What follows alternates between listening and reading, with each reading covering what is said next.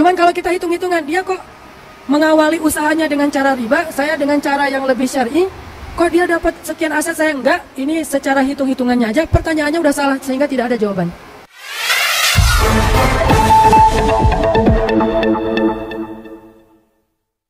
Jawabannya sederhana, karena kita membandingkan diri kita dengan orang-orang lain, atau nggak usah diri kita deh, kita membandingkan nasib orang beriman dengan nasib orang yang tidak beriman, sama-sama menggunakan dunia.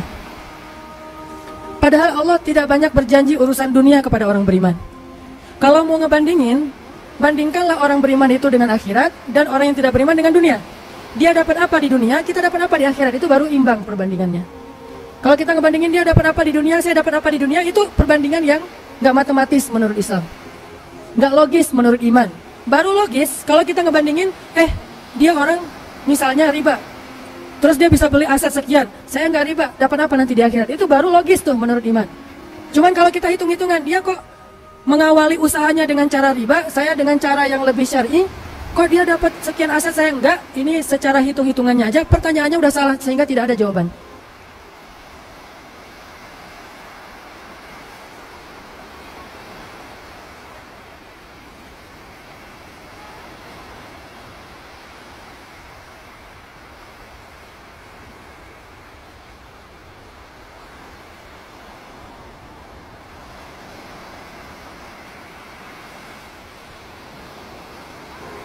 Jadi kalau pertanyaannya udah salah, tidak ada jawaban. Makanya yang harus diperjelas dulu pertanyaannya, baru nanti ketemu jawabannya. Saya mau sharing sebuah kisah nih tentang dua orang laki-laki Bani Israel.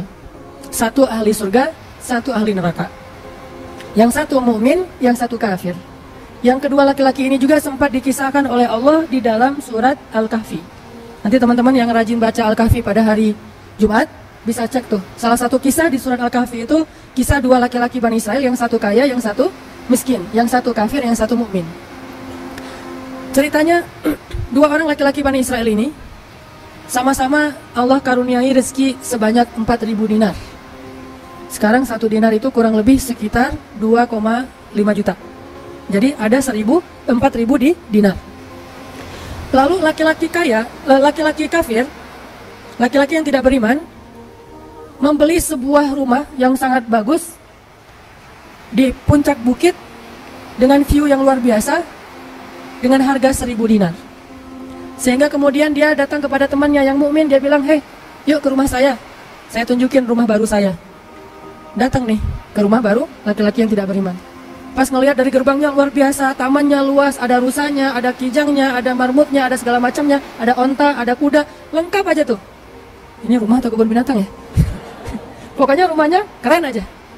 Terus laki-laki beriman nanya, ini rumah baru? Ya, berapa kamu belinya? 1.000 dinar. Bagus kan? Bagus. Ya udah kamu beli atau 1.000 dinar. Ini rumah kayak gini banyak nih masih dijual. Akhirnya laki-laki mukmin ini pulang. Malam harinya dia sholat, kemudian dia berdoa, ya Allah, sahabat saya sudah membeli sebuah rumah yang besar, rumah yang bagus dengan harga 1.000 dinar.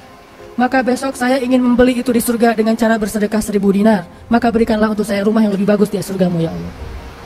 Dia sedekah 1.000 dinar. Lalu besoknya ketemu sama temannya yang tidak beriman, nanya, udah beli rumah? Udah. Di mana? Nggak dekat dengan rumah saya, jauh kata dia. Di mana itu? Di surga. Hah? Caranya gimana? Sedekah. Wah, kamu mah orangnya fanatik lah, istilahnya sok soleh lah, apalah segala macam, Pak Haji. Diledekin aja tuh. Diledekin. Tahulah yang udah hijrah kan gitu ya, suka ada istilah-istilah ngeledekin, ya udah hijrah, anak masjid, apa istilah-istilahnya, diledekin gara-gara dia bersedekah 1.000 dinar sebagai ganti temannya yang membeli 1.000 dinar itu bisa beli rumah yang besar. Diledekin terus. Setelah berlalu sekian lama, kemudian laki-laki yang pertama ini yang tadi tidak beriman nikah. Istrinya tuh cantiknya luar biasa, usianya ABG, cantik. Setelah selesai dia lamar, nikah, pas hari pernikahan ngundang temannya yang beriman, datang ya ke acara pernikahan saya. Acaranya tuh weddingnya itu ada IO-nya, IO terkenal, paling terkenal di situ, IO Bani Israel.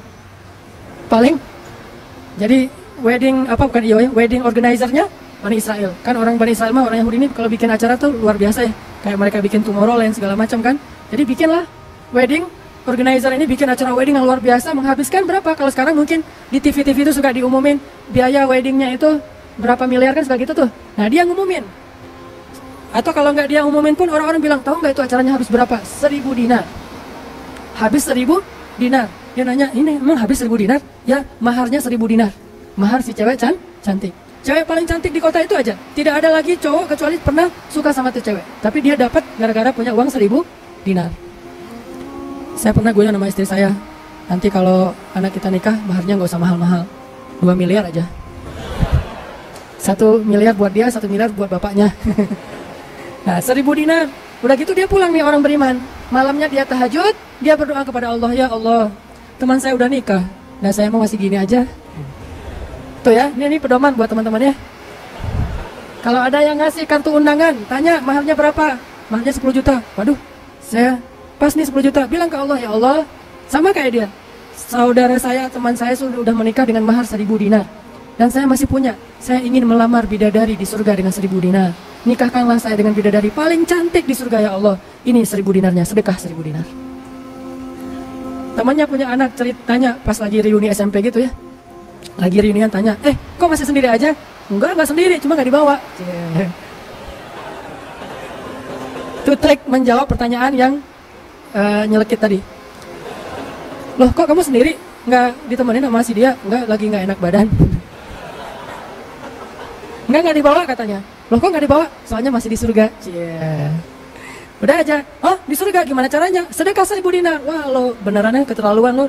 Habis-habisan dibully. Dibully habis-habisan gara-gara dia nggak melamar cewek dengan 1000 dinar, malah pakai sedekah untuk melamar bidadari hurul ain. Baca surat Ar-Rahman paragraf terakhir tentang hurul ain. Fihinna qasiratut tarfi lam yatumithunna insun qablahum wala jan. Nggak ada manusia yang kayak gitu. Qasiratut tarf, cewek yang matanya besar tapi sayu. Matanya besar tapi sayu.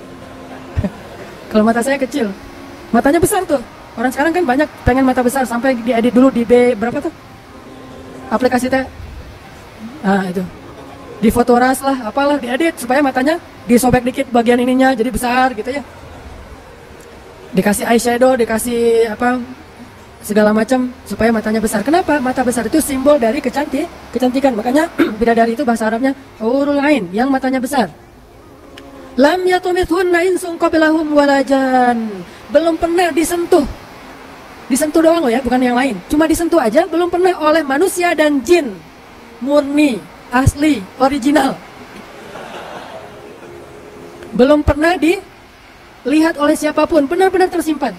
Kannahunnal yaqut wal marjan. Seolah-olah mereka itu adalah yaqut wal marjan, mutiara yang wangi. Udah mutiara, wangi pula. Yaqut wal marjan.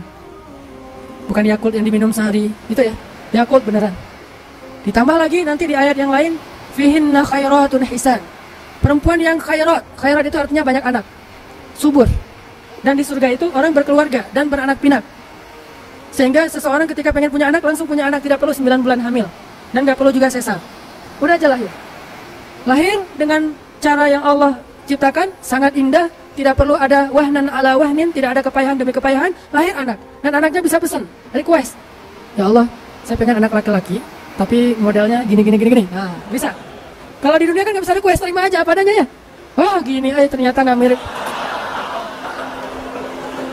Cuma di dunia, di akhirat mah bisa request, segalanya sesuatu juga bisa request. Udah aja kayak gitu, hurul ain. Sehingga dia tahu, gimana pun cewek ini cantik, tidak pernah bisa mengalahkan satu hurul ain. Seandainya jemari hurul ain, jari kelingking doang, dikeluarin dari surga ke dunia, maka cahaya matahari akan tertutup oleh cahaya jari kelingkingnya hurul ain.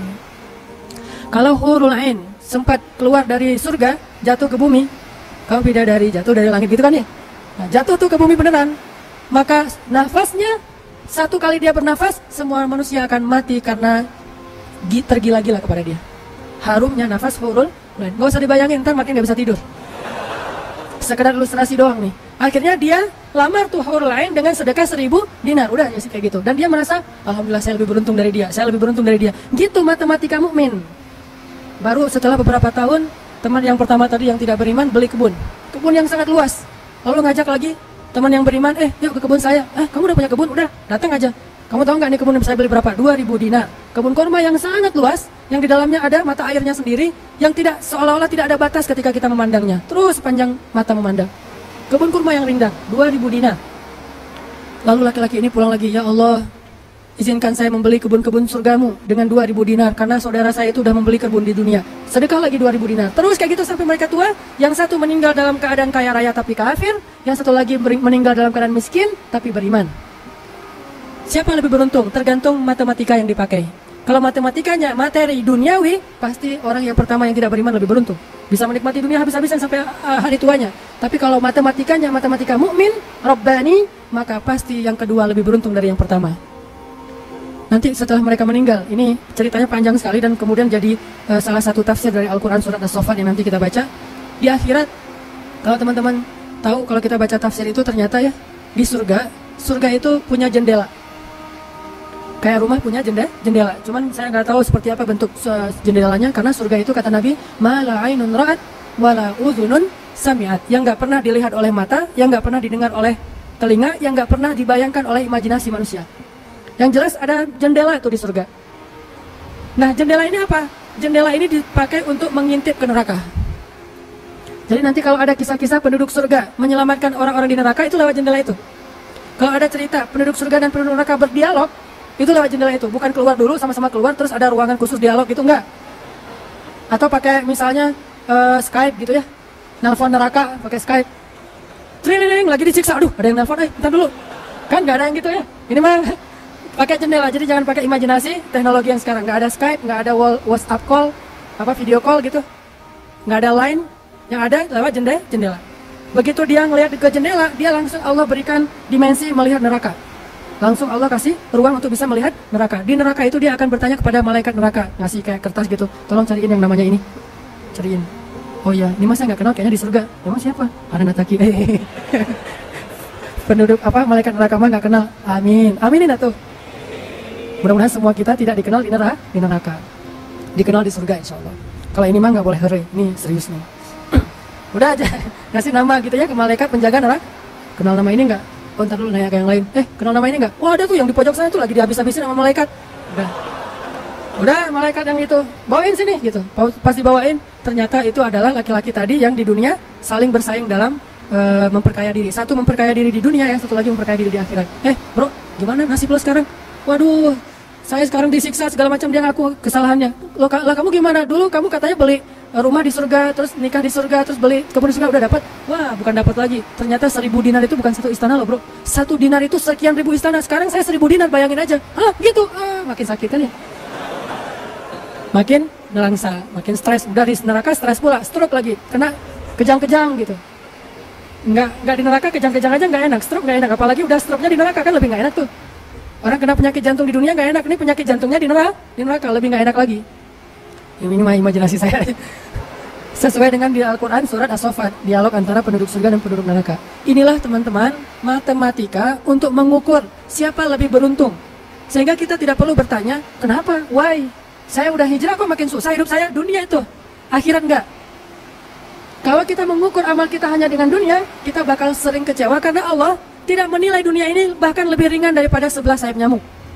Seandainya kata Nabi dunia ini di mata Allah ada harganya, pasti Allah nggak mau ngasih dunia kepada orang yang tidak beriman, nggak mau. Berhubung dunia ini tidak ada nilainya, Allah kasihlah kepada orang yang tidak beriman. Sedangkan yang bernilai, Allah simpan untuk orang yang beriman dan sabar. Pakai kacamata Rabbani, cara pandang Allah Subhanahu Wa Taala. Sehingga ketika kita hijrah, kita minta tolong kepada Allah urusan dunia, tetapi kita yakin kalau kita istiqomah, ikhlas, maka di akhirat wa ma indallahi khair. Itu harus jadi mantra yang kita ulang-ulang tuh. Kalau teman-teman lagi cemburu dengan dunia seseorang, bilang wa ma indallahi khair. Apa yang ada di sisi Allah lebih baik. Udah nggak jadi cemburu tuh. Saya pakai itu sebagai terapi buat diri saya sendiri. Kalau saya lagi ada rasa kayak kepengen apa yang orang punya, ada rasa iri, ada rasa cemburu, ada rasa kayak merasa orang lain lebih beruntung dari kita, saya selalu pakai mantra wa ma indallahi khair, wa ma indallahi khair, wa ma indallahi khair. Sehingga hilanglah rasa cemburu itu. Apa yang ada di sisi Allah lebih baik, apa yang ada di sisi Allah lebih baik, apa yang ada di sisi Allah lebih. Walal akhiratu khairul laka minal ula, wal akhiratu khairun wa abqa. Akhirat lebih baik bagimu dan daripada dunia. Akhirat lebih baik dan lebih kekal. Itu aja yang kita ulang-ulang mantranya. Wa ma indallahi khair. Udah aja senyum. Kita yang istiqomah gini-gini aja, orang lain yang tidak istiqomah yang sudah melenceng jadi gitu. Ya udah, apa yang di sisi Allah lebih baik. Ada yang gara-gara misalnya dukun bertindak jadi nikah, kita bertindak sendiri nggak nikah-nikah misalnya ya. Ya udah aja, wa ma indallahi khair. Dan apa yang ada di sisi Allah itu bukan hanya akhirat tetapi juga dunia. Cuman Allah tidak memberikannya dalam waktu yang segera kepada mukmin karena Allah ingin melihat dulu ketabahan, kesabaran dan keistiqomahan kita. Matematika itu coba kita pakai dalam hidup. Kayak saya pernah dulu banget awal-awal saya di Bandung masih senang usaha-usaha gitu sebelum ada dakwah. Kan pertama saya masuk ke Bandung bukan berdakwah. Lama-lama setelah lelah berusaha akhirnya berdakwah. Karena nggak mendapatkan kebahagiaan hanya dengan harta. Kan dulu saya pernah usaha bisnis pulsa yang saya pernah cerita. Ada 60 cabang pulsa saya di Bandung. Terus naik lagi bisnis jual beli mobil bekas. Beli, jual. Terus terakhir pernah main properti walaupun nggak sampai punya klaster, sampai punya perumahan, tapi 1-2 properti beli, jual lagi, perbaiki, jual, dan segala macam. Waktu itu saya sempat hampir kegoda sama teman saya yang beli beberapa aset ruko di daerah Antapani. Dulu Antapani nggak seperti sekarang, masih murah-murah tuh rukonya. Dan kan cepat banget tuh perkembangan Antapani ya. Dia beli tuh 1 ruko di Antapani dengan DP, lalu dia cicil.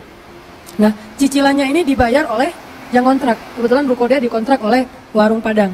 Sehingga dia paling nambah-nambah dikit lah, walaupun yang nggak bisa utuh, tapi dia nambah-nambah dikit. Ini udah aja. Udah? Oh, nanti ceritanya next, insya Allah habis sholat isya. Barakallah. Bismillahirrahmanirrahim. Tadi sampai di mana teman-teman? Oh iya, Antapani ya. Sampai Antapani. Nah waktu itu nggak ada basa-basi, langsung aja Bismillahirrahmanirrahim. Teman-teman kita lanjutkan. Sampai di Antapani. Jadi teman saya tuh ada yang investasi dengan beli salah satu ruko di Antapani dengan cara nyicil DP, terus yang bayar cicilannya itu adalah yang kontrak. Kalau nggak utuh pun dia tambahin sedikit lah, paling nambahin 500.000 sebulan. Setelah kurang lebih 3 tahun, akhirnya itu udah lunas, dia bisa nge-DP-in lagi yang baru. Setelah sekitar 5 tahun berjalan, saya ketemu lagi sama dia. Dia bilang, ini semuanya udah ruko saya nih. Udah ada sekitar 6 ruko yang dia punya. Dan setengahnya dipakai sama Alfamart. Sisanya dipakai ada warung Padang, ada apa di situ. Sehingga dengan cara dia bisa cepat berkembang. Saya di awal menganggap diri saya itu agak-agak idealis. Anggapan pertama, aduh saya ini kayaknya terlalu idealis kali ya gitu. Mulai galau kan, mulai tidak istiqomah. Jangan-jangan saya terlalu kaku nih dalam agama. Nyari-nyari dalil mana nih yang membolehkan gitu kan ya. Biasalah apalagi ustaz kan bisa ngotak-ngatik gitu kan. Sampai bisa menemukan dalil boleh, tapi nggak nemu. Akhirnya yang bisa menguatkan hati apa? Wa ma indallahi khair. Apa yang ada di sisi Allah lebih baik. Kalau mau kayak gitu mungkin sekarang saya udah punya juga beberapa ruko. Tapi karena nggak bisa dengan cara seperti itu, akhirnya ya punya itu aja dan tidak berkembang secara duniawi. Tetapi saya yakin mudah-mudahan dengan itu kita berinvestasi di akhirat. Makanya ini matematika harus jadi pola pikir kita, harus jadi mindset, persepsi kita dalam hitung-hitungan amal. Sehingga ketika kita belajar Islam, mulai bertaubat, mulai berhijrah, lalu Allah Subhanahu wa taala seolah-olah lebih memanjakan orang lain yang belum berhijrah, yang belum bertaubat daripada kita dengan dunia. Katakan wa ma indallahi khair. Apa yang ada di sisi Allah lebih baik. Katakan bahwa wal akhiratu khairun wa abqa. Akhirat lebih baik dan lebih kekal. Katakan walal akhiratu khairul laka minal ula. Dan akhirat itu lebih baik bagimu daripada dunia. Ini yang memotivasi kita untuk bisa istiqomah, sehingga kita tidak ngerasa dicurangin sama Allah Subhanahu wa taala. Karena Allah melihat balasan akhirat itu lebih baik daripada ngebalas di dunia. Sehingga Allah kalau sayang kepada seorang hamba, Allah menyediakan akhirat lebih besar daripada dunia untuk dia. Seandainya dunia itu adalah bentuk kasih sayang Allah, maka Allah sudah memberikan kekayaan dunia kepada semua nabi yang Allah cintai. Tapi nabi yang kaya itu sedikit. Rata-rata nabi itu susah hidupnya, apalagi setelah menjadi nabi. Nabi Muhammad sebelum jadi nabi hidupnya luar biasa kan? 40 tahun pertama, terutama 15 tahun pertama setelah menikah dengan Khadijah, gimana kehidupan Nabi Muhammad? Segalanya ada. Khadijah itu orang yang paling kaya, perempuan paling kaya di Mekah, menikah dengan Nabi Muhammad yang pintar dalam berdagang. Gak pernah Nabi rugi dalam berdagang. Jujur tapi untung. Sehingga selama 15 tahun Nabi mau traveling kemana aja bisa. Traveling ke Syam bisa. Traveling ke Yaman bisa. Syam dan Yaman itu jarak yang cukup jauh. Mau ngapain aja bisa. Punya ternak yang sangat banyak, punya kebun kurma yang luas sekali dan segala macam. Rumahnya rumah terbaik di kota Mekah. Hidup selama 15 tahun dalam kenikmatan. Begitu jadi Nabi, langsung kayak terjun payung. Cepat sekali. Sampai akhirnya Khadijah wafat ketika Nabi masih di Mekah dalam keadaan hampir tidak punya warisan apa-apa. Jadi kurang dari 13 tahun jatuh miskin, fakir. Sampai ketika hijrah ke Madinah, Aisyah curhat. Apa kata Aisyah? Di rumah Rasulullah itu lebih dari 1 bulan tidak ada asap di dapur. Dalam keadaan tidak pernah masak selama berbulan-bulan. Soalnya kalau kita mah beli warung Padang jadi nggak perlu masak ya. Kenapa itu rumah nggak pernah masak? Yalah, soalnya dia punya warung, jadi masaknya di warung, tinggal dibawa aja ke rumah. Nabi benar-benar nggak pernah masak tuh. Coba bayangin, pernah nggak Nabi bilang gini ke Allah, Allah, lah saya kan kerjanya sama Allah, kok malah jadi kayak gini, hidup saya jadi susah gini? Nggak pernah Allah Nabi mengatakan demikian. Kenapa? Karena Nabi tahu logikanya. Nabi benar dalam menggunakan logika hitung-hitungannya. Nabi tahu matematikanya, sehingga Nabi nggak pernah mengeluh ke Allah, kok saya sejak jadi Nabi jadi susah Allah. Katanya saya kekasih Allah, kok saya diperlakukan kayak gini? Nggak pernah Nabi ngomong kayak gitu. Kalau Nabi aja kekasih Allah, malah jadi susah gara-gara jadi kekasih Allah secara duniawi, tidak pernah mengeluh. Terus siapa kita mau mengeluh dan menuduh Allah dengan tuduhan-tuduhan yang tidak benar? Apakah kita merasa bahwa setelah kita berhijrah, Allah harus memberikan kepada kita dunia yang di mata Allah tidak ada nilainya? Berarti kita meminta kepada Allah sesuatu yang tidak baik dan membuang sesuatu yang baik. Itulah yang dulu pernah dinasihatkan oleh Musa kepada Bani Israel di dalam surat Al-Baqarah. Coba teman-teman lihat di surat Al-Baqarah itu ayat 61. A'udzu billahi minasy syaithanir rajim. وَإِذْ قُلْتُمْ يَا مُوسَى لَن نَّصْبِرَ عَلَى طَعَامٍ وَاحِدٍ فَادْعُ لَنَا رَبَّكَ يُخْرِجْ لَنَا مِمَّا تُنبِتُ الْأَرْضُ مِن بَقْلِهَا وَقِثَّائِهَا وَفُومِهَا وَعَدَسِهَا وَبَصَلِهَا. Apa yang terjadi? Ketika orang-orang Bani Israel hijrah ke Palestina, lalu mereka mengeluh di Palestina karena setelah mereka hijrah, hidup mereka tidak menjadi lebih baik secara duniawi. Perasaan kata Bani Israel, sama aja deh, sejak kita hijrah, sejak kita masuk agama Yahudi, sejak engkau datang Musa, sawa'un alaina, nasib kami sama aja nih. Sebelum kamu datang dan setelah kamu datang, nasib kami tetap aja susah, wahai Musa. Ini logika Bani Israel. Makanya banyak Bani Israel itu yang kufur kepada Allah karena pakai logika ini. Logika 2 tambah 2, 4. Itu logika Bani Israel. Kalau dalam urusan agama, beda kalau dalam urusan matematika. Jangan bilang, Dek, 2 tambah 2 berapa? 4. Bani Israel. Jangan. Itu mah matematika. Kalau dalam urusan agama, itu logika Bani Israel. Mereka selalu menghitung-hitung itu dengan logika matematika duniawi. 2 tambah 2, 4. Sehingga mereka selalu mengeluh, ya Musa, sama saja nasib kami, engkau datang dan engkau tidak datang dulu. Sama-sama susah. Terus apa baiknya dengan kedatangan wahai Musa? Mereka menghitung kebaikan itu hanya dari sisi materi saja. Padahal kedatangan Musa telah mengeluarkan mereka dari perbudakan kalau mau dihitung lebih jujur di urusan dunia. Kedua, dengan kedatangan Musa, mereka akhirnya diselamatkan dari kejahatan dan kekejaman Firaun yang membunuh anak laki-laki mereka dan memperbudak anak perempuan. Apakah mereka lupa? Afala ta'qilun ya Bani Israel? Tidakkah kalian berpikir wahai Bani Israel? Ditambah lagi dengan janji Allah untuk Bani Israel. Allah bukakan langit dan bumi untuk Bani Israel. Bayangin, Bani Israel lagi hijrah nih dari Mesir ke Palestina. Di tengah jalan haus. Musa haus nadu. Hashtag semuanya viral, haus Bani Israel. Hashtagnya haus. Akhirnya Nabi Musa berdoa kepada Allah, ya Allah beri mereka air. Keluarlah mata air satu untuk Bani Israel yang ada 12 suku. Berapa? 12 gitu? Lupa ya gitu deh. Oh ini. Ya 12, Ithnata asyara aina, 12 suku. Pakai satu mata air. Udah gitu karena Bani Israel ini orangnya nggak bisa teratur hidupnya, suka nggak bisa ngantri, nggak bisa teratur, nggak sabaran. Pokoknya tamak aja. Begitu keluar satu mata air, mereka ada 12 suku berantem. Ini gua duluan nih. Siapa lo? Ramai aja antara Bani Israel. Cuma bahasanya saya nggak ngerti Ibrani, bukan siapa lo. Udah aja gitu, ramai sesama Bani Israel. Akhirnya mereka ngeluh lagi, Musa, masa sih satu mata air? Ini rebutan nih, daripada kita nanti ramai. Daripada putus silaturahim, doain dong, minta 12 mata air. Nabi Musa berdoa lagi. Akhirnya keluar 12 mata air. Dimanja banget sama Allah. Udah keluar 12 mata air, mereka minum. Jalan lagi, Musa. Dari kemarin kita makannya perasaan roti wae. Gak ada daging gitu Musa? Nanya daging. Ini kayaknya nih buffetnya nggak internasional nih, Asian food gitu, nasi gitu ya. Saya pengen sekali-kali dong Musa cari yang buffet yang international food gitu. Akhirnya Allah kasih manawasal, kasih burung datang sendiri untuk disembelih. Datang tuh burung terbang depan Bani Israel, nunduk langsung gini. Enggak. Coba, burung Bani Israel. Coba ada nggak burung kayak gitu sekarang? Bebek gitu ya. Pak, hari ini kita masak bebek. Oh boleh. Bebek, datang si bebek teh. Yam, itu ayam datang. Nggak ada kan sekarang kan ya?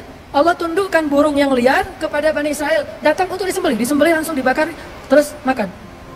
Kemudian keluar lagi makanan-makanan luar biasa. Datang dari langit seperti datang kepada Maryam alaihissalam. Masih ngeluh juga. Terus jalan lagi. Musa, harudang, panas.